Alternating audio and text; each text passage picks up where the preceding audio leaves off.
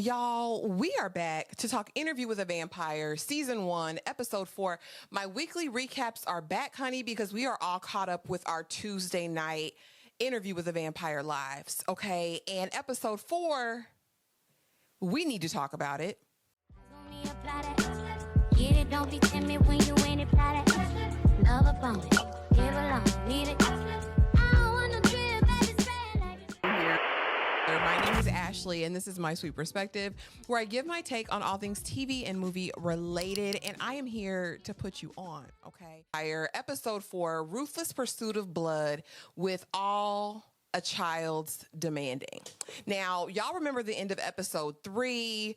The Black Angel came and saved Claudia, who didn't know she needed to be saved, okay? And so now, as the episode opens up, we're about to see Louis in his mess. But first, we start out in Dubai, and basically David is on the phone with his handlers, apparently, and he's like, this is going to be a book. I know the difference between an article and a book. This is going to be a book. I know it's been 10 years, but I still know what that is. We can do a chapter as an article in some of your, magazines, but this is a book, okay? And so next we see Rashid, a.k.a. Armand, said, Daniel, you need your meds, all right? The Parkinson's is getting out of control. You need your injection. And he had already made arrangements for Daniel's doctor to send the medication to Dubai. Just a snot. Armand, a.k.a. Rashid, a.k.a. Arun, a.k.a. Armadeo, has been a snot his entire existence, okay?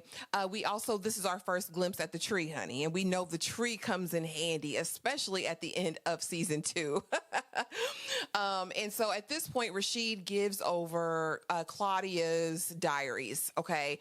And these are beautiful diaries, not so much what she wrote in them, but just, these old diaries that have all of her thoughts. And he said, put your gloves on. These are from the archive and they're exclusive, and don't you mess them up, Daniel. And Daniel could throw Rashid across the room if he could, if he wasn't shaken. This is an interesting episode because when we flash back throughout this episode, you're going to see Daniel in a weakened state than what you're used to seeing him as. We'll see his hands shaking. We'll see him with tremors. We'll see him really talk more about his Parkinson's, which we don't necessarily get that much in season 2. And so he's thumbing through the first diary, and this is Claudia's account of Paris. And I'm like, okay, I didn't notice that before. And then we see her traveling through Europe and talking about the POWs and how their blood tasted different. And I'm like, okay, he's starting in his own way. Daniel is getting to it. And again, his frailty is very, very present with us in Dubai. Next, we go into Claudia, and she is recounting, honey, her in the flames, right? And her experience with the Black Angel that carried me like I was light as a feather. And then I met the White Angel, baby. And then she realized neither one of them was angels. But she's in this rendition of the story, laid out on the bed. Louis has gently carried her, talks to Lestat, and Lestat, being very cold and not wanting to do it. But none of the stuff we get in season 2 is present here. Claudia is not being drug around like a rag doll. Lestat doesn't give all of the warnings in this recount of events that happen. And we don't really see Louis barter with Lestat in this moment. It's just like, change her, do it for me. And Lestat's kind of pissed because you left me. You left me. You wasn't worried about me. Now you want to bring a baby into this. Now you want to bring her a child. Please do this for me. Again, this is a very delicate account. And again, we know Louis is not a reliable narrator, and this plays right into that. Y'all, spoiler alert. Sorry, because I know some of you might be here and you're just watching for the first time. Pay no attention to the man behind the curtain, okay? And so Louis, is like, change her, Lestat, a daughter. Please, baby. Please, baby. Please, baby, please. Claudia was on the bed again, not being dragged around by Louis. This is a different story. Louis made Lestat a villain in this, even in this moment. And again, Claudia is recounting all of this in her diaries and says angels were really hell demons, not angels at all. Baby, she steps out next and she's got the Vampire Manicure 3000 and she is giddy with the unknown. This was a beautiful portrayal of what we originally knew Claudia as, right? As a child. And so for the next couple of scenes, we are painting that, right? Claudia is experiencing life for the first time as a vampire. Lestat wants to tell her everything about everything, and Louis like, stop. And I'm like, Louis, I was just defending you because Lestat was keeping you in the dark, and now you're trying to keep this baby in the dark. She needs to know. But of course, she's wild, she's untamed, she's unrestrained, and she loves Lestat for that. And Lestat loves her back for that. And Louis, baby, he just wants some semblance of a family, is what I felt watching this episode.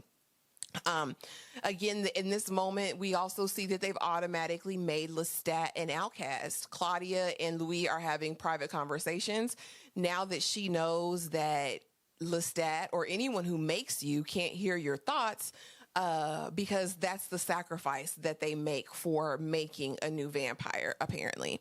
And it was really interesting because, again, looking at it with fresh eyes after watching the second season, baby, the way that they were so concerned about Claudia's apparel, her her taffeta, her chiffon, her skirts, her petticoats, like, should we have given her a different outfit? It was actually very, very cute. Doting fathers, Daddy Lou and Uncle Les, right? Lestat's tired already because she's hungry. I'm hungry. Right. And now she wants to eat everyone up. So they're walking in the park. I guess they're trying to teach her how to hunt.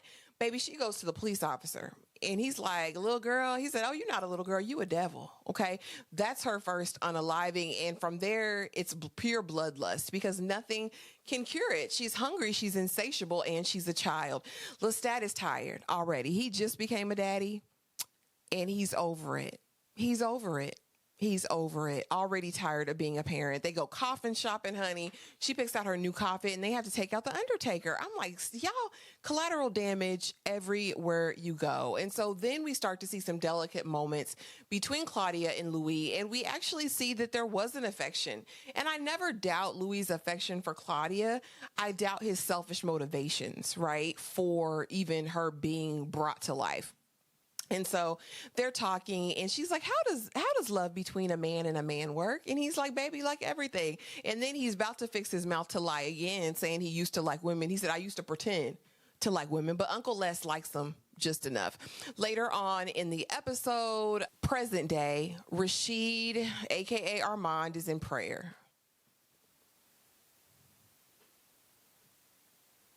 I'm gonna just set it right there. And Daniel comes into the room and he's like, what do you need, Daniel? And Daniel's like, a cure for Parkinson's. Again, this is really heavily focused around Daniel's condition this episode.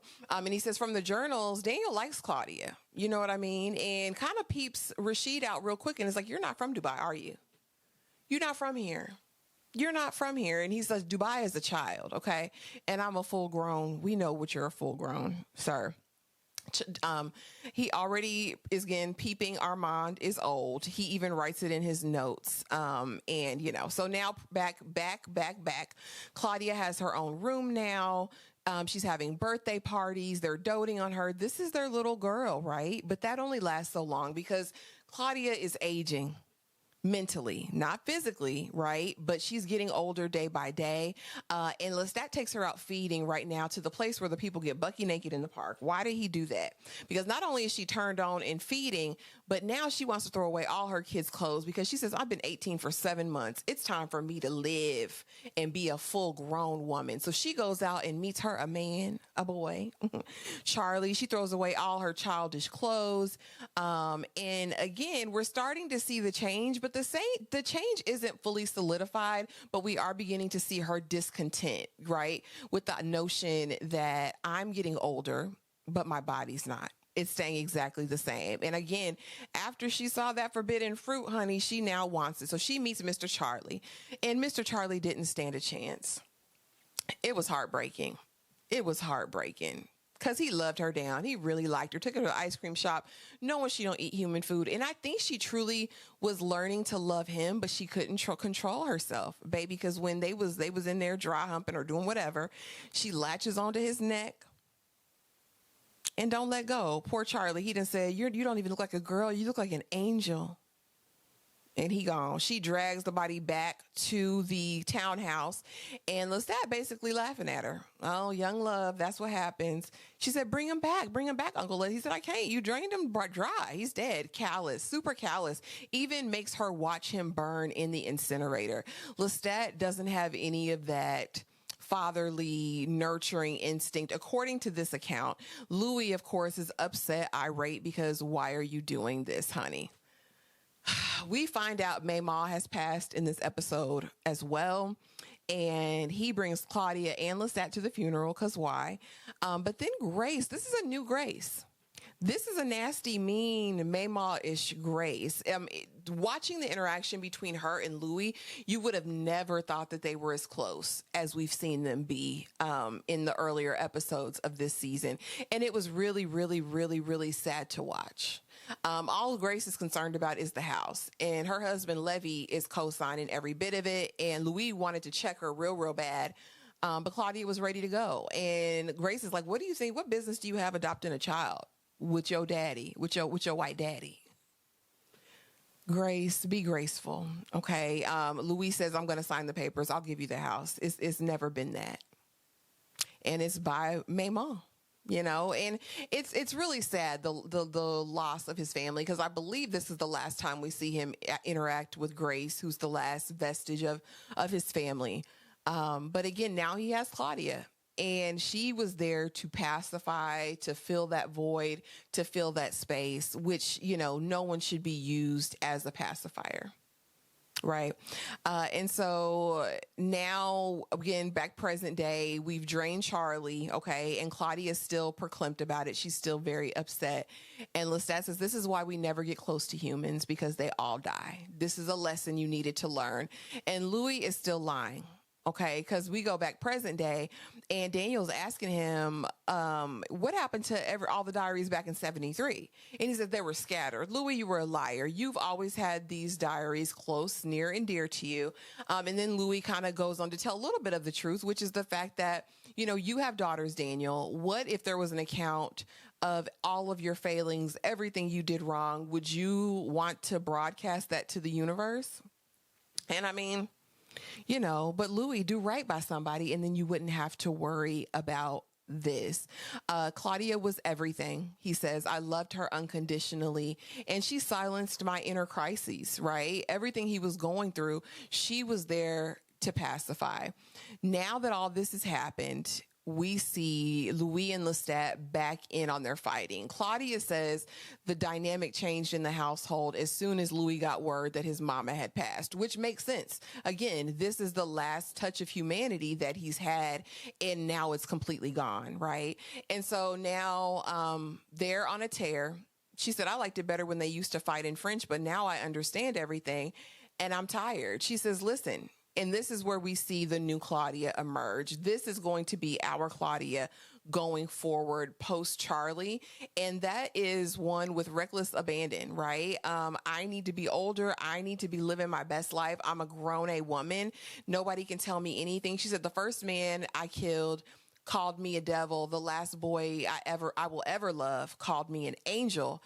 This is where we see the old Claudia die and the new one emerge. I'm excited. I've seen it before, but I can't wait to see Claudia fully express and fully emote at this point, because at the end, it had me questioning, like, was Claudia trying to unalive herself in the sun? Because we have a moment at the very end of the episode where she has opened up the sun door and she's putting her arm and she's burning herself. And I'm like, is this her personal penance?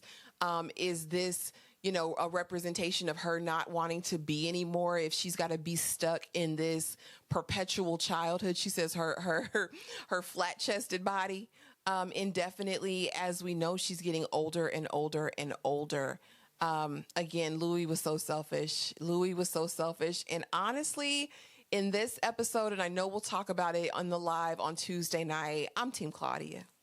I got a ride from my girl. Drop it in the comments below. Let me know after watching episode 4 What team are you on? Daniel, Louis, Lestat, or Claudia? Let's talk about it. And if you enjoyed this video, please be sure to like it, comment, subscribe, go check out the other videos on the channel. Check out the lives, honey, because you will get your whole entire life. And thank you guys so much for watching and becoming Sweet Peas. We have a lot of fun content coming up. So please just be aware, hit that notification bell so you don't miss a thing. And I will see y'all in the next video. Bye.